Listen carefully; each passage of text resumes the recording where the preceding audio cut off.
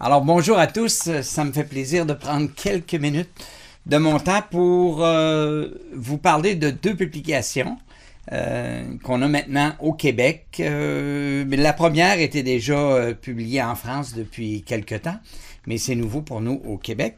Alors on a un beau petit livre à tous les 3 mois qui est composé de textes liturgiques, les textes liturgiques qu'on a le dimanche, et avec de l'autre côté les textes de Maria Valtorta. Alors ça nous permet à chaque semaine de suivre la liturgie et de comparer, de voir toute la richesse qu'il y a dans l'œuvre de Maria Valtorta, de ce que Jésus lui a donné. Et en plus, vous avez aussi des petites informations ici qui vous donnent toutes les références, si vous avez les 10 volumes, des textes de la semaine aussi, de la liturgie. Alors, alors quelqu'un qui voudrait suivre de jour en jour la liturgie selon Maria Valtorta, pourrait le faire. Alors, c'est une très belle nouveauté que je conseille à tout le monde. Et aussi, c'est un beau cadeau à offrir, une belle façon de faire découvrir l'œuvre, je trouve. Et spécialement pour les prêtres qui ont à préparer des homélies à chaque semaine. Alors, juste pour les initier un peu à l'œuvre, parce que des fois, leur faire lire tout un tome, les embarquer dans l'histoire, c'est plus difficile à convaincre. Mais j'ai fait l'expérience en donnant 4-5 comme ça. Ça les a intéressés. Ça leur a donné un aperçu de ce qu'est l'œuvre. Alors, s'ils veulent aller plus loin, à ce moment-là, ils peuvent se procurer les livres. Et il y a une publication que j'attendais beaucoup aussi, c'est Les Carnets. Alors, il y a seulement un livre qui s'appelle Les Carnets et qui n'était pas encore traduit en français et qui est arrivé à fin décembre. Et j'ai eu l'honneur peut-être d'être le premier à avoir le premier livre ici au Québec. Et je l'ai lu assez rapidement. Et je l'ai énormément apprécié. Alors, je veux vous en parler, vous parler un peu des thèmes. Alors, les carnets, je dirais que c'est un peu comme une suite de ce on a pu voir dans les cahiers 43, 44, 45, 50. D'ailleurs, ces cahiers-là, si vous ne les connaissez pas, ne tardez pas à vous les procurer parce que c'est des centaines et des centaines de dictées, de thèmes, de visions vraiment intéressantes sur l'Église et sur la vie actuelle qu'on mène. Et vous voyez, je suis bien entouré aussi avec les livres de Jean-François Lavert qu'il faut aussi se procurer pour avoir une vision un peu de scientifique de l'œuvre, de connaître tous les détails que quand on lit l'œuvre, on ne se rend pas compte, mais combien il y a une richesse dans cette écriture. Alors, dans les carnets, je vais penser juste peut-être vous dire quelques thèmes, vous parler des thèmes qu'il y a dans cet ouvrage-là. Alors, pour moi qui fait connaître la miséricorde divine et Sœur Faustine, comme vous voyez à l'arrière, avec le beau tableau de la vision originale que Sainte Faustine a eue, ce qui est intéressant, c'est qu'en 53, Maria Valtorta a reçu la neuvaine avec le chapelet. Et Jésus lui en parle et lui dit, fais connaître les prières que j'ai dictées à Sœur Marie Faustine. Alors, il n'était pas encore sainte à ce moment-là. Puis, il lui parle aussi de la neuvaine qui commence le vendredi saint jusqu'au dimanche inalbis. Alors, il appelait pas ça la fête de la miséricorde parce que c'était le nom qui était donné ou le dimanche de Quasimodo. Et prie la neuvaine à la miséricorde divine pour ramener à moi tous ceux dont il y est fait mémoire. Alors, super intéressant. Ensuite de ça, il va parler aussi de l'image. C'est important, la vénération de l'image. Alors que mes rayons éclairent tous ceux à qui tu remettras cette image-là. Alors, je trouvais ça très intéressant. Il y a au moins 4-5 passages sur la divine miséricorde. Ensuite, Maria a souvent eu des visions de la Vierge, mais là, la Vierge lui parle aussi qu'elle a confirmé, dans le fond, dans ses apparitions à Lourdes, Elle a confirmé Bernadette sur 3 ans et quelques mois après la proclamation du dogme de l'Immaculée Conception. Elle lui a confirmé ce dogme-là. Alors, elle explique pourquoi elle lui a confirmé ça, parce qu'il y avait des doutes. Il y a des gens qui doutaient dans l'Église. Alors, tous ne l'acceptaient pas. Donc, je l'ai confirmé moi-même et par la bouche d'une pauvre petite fille qui ne savait pas ce que signifiait l'expression « conception immaculée ». Cela s'est passé dans la France pécheresse de 1858. Je désirais aussi récompenser par ma propre confirmation le Saint-Père qui m'avait honoré. Alors, c'est beau, hein? Et 2 ans, 5 mois avant que le dogme de l'Assomption soit proclamé, le 1er novembre 1950, Marie entretient Maria sur son Assomption. Alors, et 9 mois avant la proclamation du dogme, en janvier, Marie est venue lui dire elle-même, « Cette année, il me sera donné à moi, la plus humble et la plus grande de toute créature humaine, le dernier et plus éminent sceau de grandeur, la proclamation du dogme de ma glorieuse Assomption avec mon corps et mon âme. Mais cela ne m'élève pas au-dessus de vous, cela ne m'éloigne pas de vous. Je suis et je reste celle qui aime d'autant plus les créatures qu'elles sont pauvres, seules, incomprises, affligées, comme je le fus moi-même. » Et elle parle aussi de son apparition en Belgique, à Banneux, de janvier à mars 1933, puis elle était apparue sous l'appellation de « Je suis la Vierge des pauvres ». Et elle demandait d'être honorée sous ce titre-là. Puis elle dit, en dépit de quelques obstacles ecclésiastiques inévitables, mon culte en tant que Vierge des pauvres, comme je le fus moi-même, s'étendra. Alors, Marie avait déjà de l'expérience de l'opposition du clergé face à ses apparitions. Aussi, elle parle aussi de l'importance de chérir la vie et de ne pas se suicider. Alors, Jésus aborde le thème du suicide et il dit quelque chose qui va moins dans le sens peut-être de ce qu'on entend parler. La vie est un don de Dieu et l'aimer est un devoir, à tel point qu'une personne qui se suicide est coupable autant qu'un meurtrier, sinon même davantage, puisque celui qui tue manque à la charité envers son prochain, mais peut avoir la circonstance atténuante d'une provocation qui entrave sa capacité à discerner. S'il est en colère, si c'est une vengeance, ça peut dépasser ce qu'il aurait fait. Mais en revanche, un suicidé pêche contre lui-même et contre Dieu, qui lui a donné la vie pour qu'il l'amène jusqu'à son rappel. Se tuer revient à se débarrasser du don de Dieu et à le lancer avec un cri de malédiction sur la face de Dieu. La personne qui se tue a perdu tout espoir en un Père, un ami, un Dieu bon. Elle nie tout dogme et toute assertion de foi. Elle renie Dieu. Par conséquent, il importe de chérir la vie. Alors, il y a eu un temps où les gens qui se suicidaient, ils n'étaient pas enterrés, il n'y avait pas de service. Mais là, de nos jours, quand on entend parler que quelqu'un se suicide, c'est quasiment, il va être mieux comme ça, il va être libéré.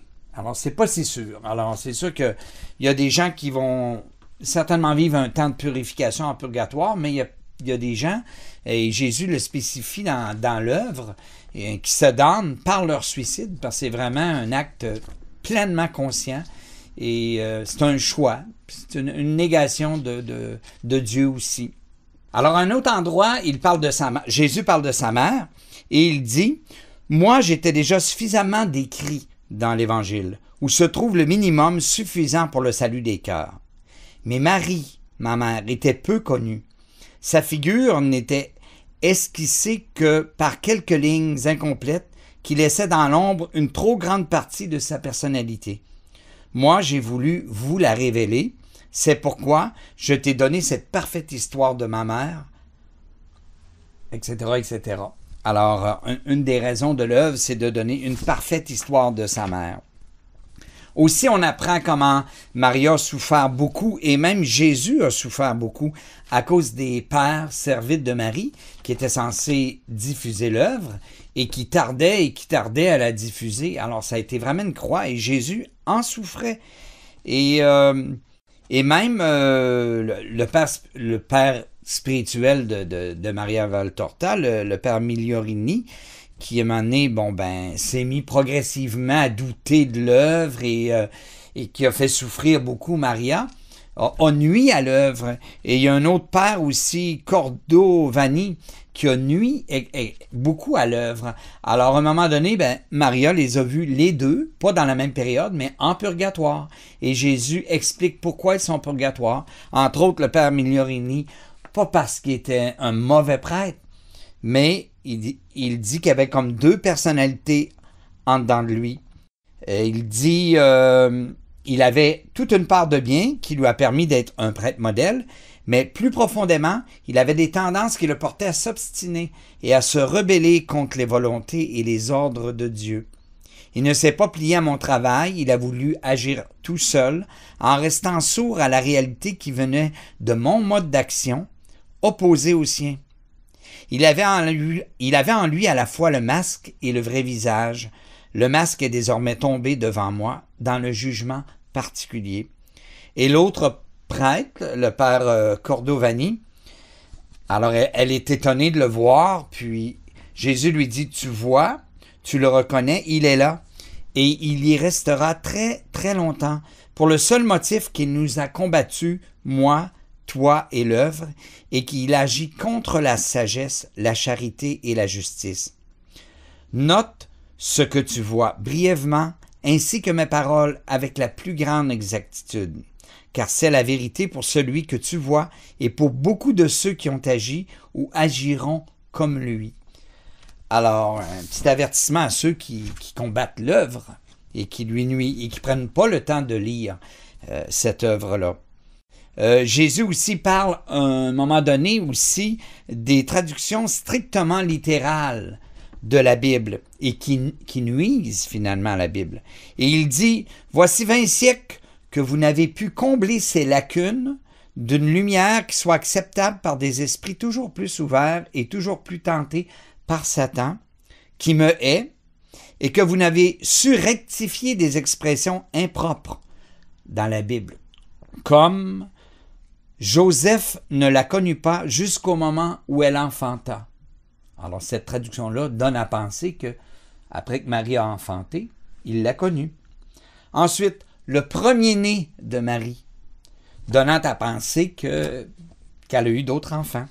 Ou plus loin, les frères de Jésus, les sœurs de Marie, qui créent la confusion chez les bons et provoquent la négation chez des mauvais.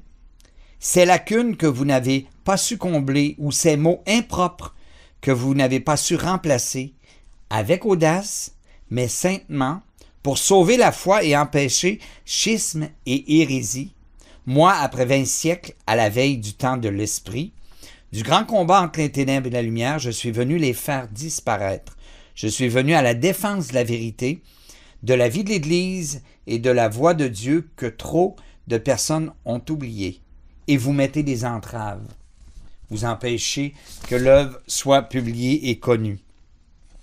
Alors, il explique aussi la messe dans les débuts, qui était la fraction du pain ou la consécration. Alors il y avait l'enseignement des apôtres, bien sûr, mais après ça, c'était la consécration. Et comme les gens avaient communié, et que les gens avaient communié avec Jésus, alors il était plus en mesure, par ce Jésus qui est frère, qui est le Fils du Père, et qui est notre frère, de pouvoir nous aussi prier notre Père. Alors, il donne pourquoi on mettait à l'origine le Notre Père ensuite, après la communion. Et il parle aussi qu'avec le temps, il dit la tendance propre à l'homme à amplifier, à alourdir et à embrouiller les choses les a conduits à faire des ajouts.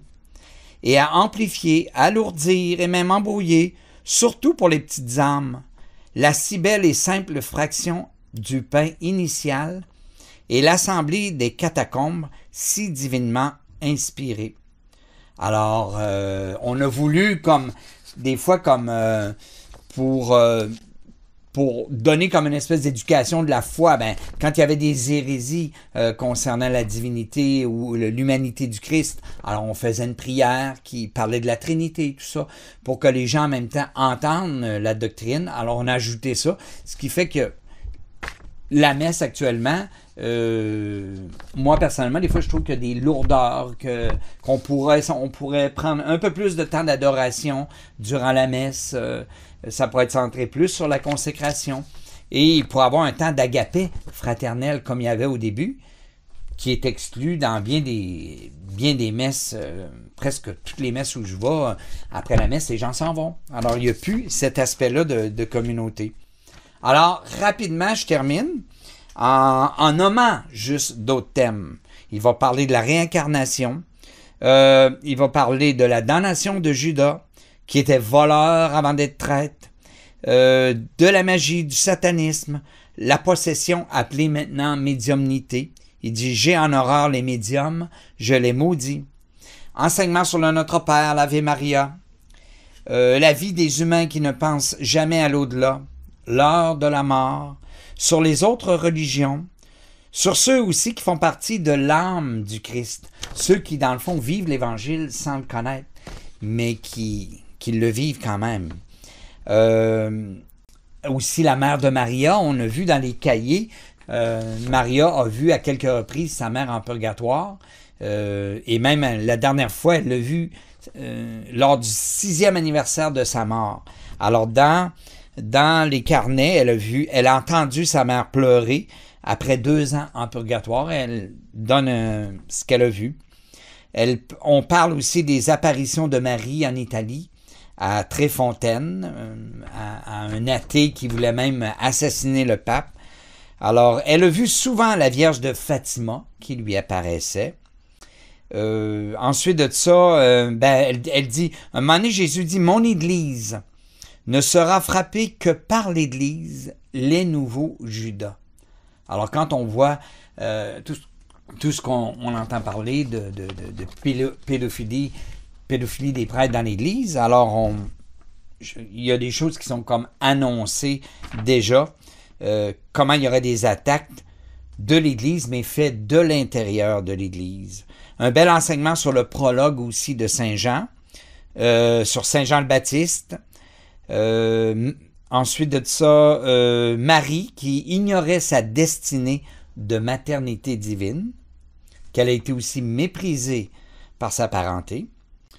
Vision aussi, il y a vraiment un beau chapitre sur Saint-Pierre qui était âgé, et parce qu'il y avait des recherches qui se faisaient dans les années 48, on voit, et ça faisait 8 ans qu'on recherchait pour voir est-ce que la tombe de Saint-Pierre est sous le Vatican, et finalement, elle a vu, et la tombe n'est pas là, est à un autre endroit, à Rome, et elle a vu Pierre très vieux.